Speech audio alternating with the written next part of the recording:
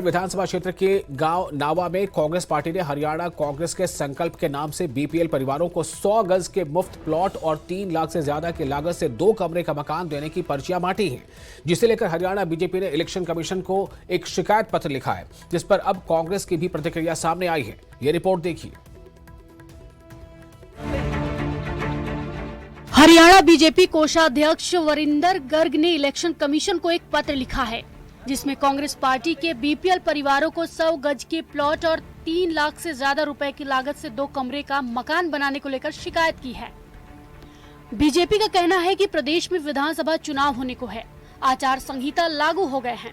ऐसे में कांग्रेस की ओर से आचार संहिता का उल्लंघन किया जा रहा है। वो लोग बीपीएल परिवारों को जो 100 गज के मुफ्त प्लॉट हैं 3.5 लाख रुपए की लागत से, वो उसकी बात कर रहे हैं देने की।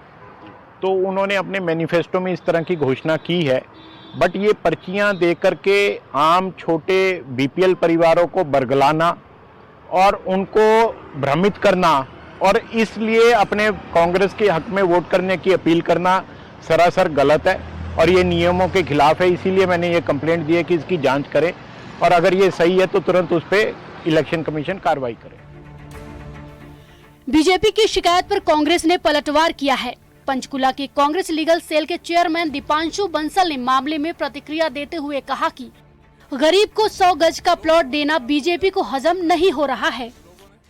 कांग्रेस पार्टी ने एक संकल्प पत्र 7 वायदों के साथ हरियाणा वासियों को दिया कि अगर आप हमें सेवा का मौका देंगे तो हम ये 7 काम प्रमुखतः अपने हरियाणा के लोगों के लिए करेंगे।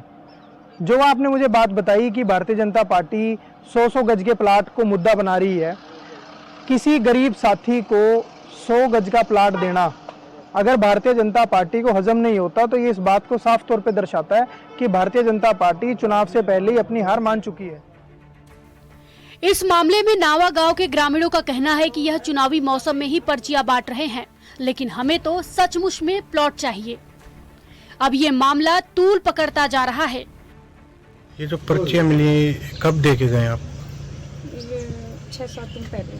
तो क्या कह के दे के गए? कि ये प्लॉट मिलेंगे जब ये सरकार आती है, पार्टी आएगी तो। आपका क्या मानना है? कि मानना तो ये जब वादा किया है तो वादा निभाएं।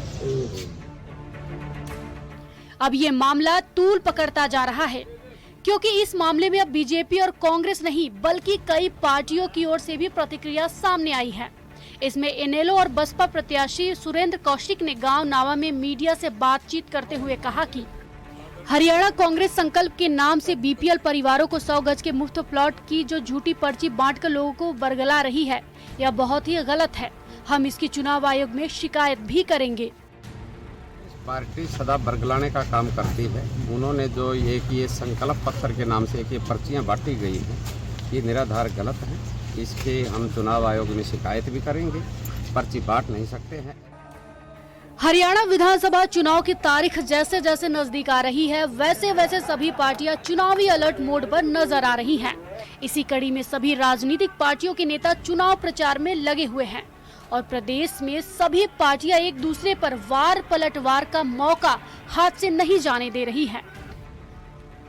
Bureau report, news 18।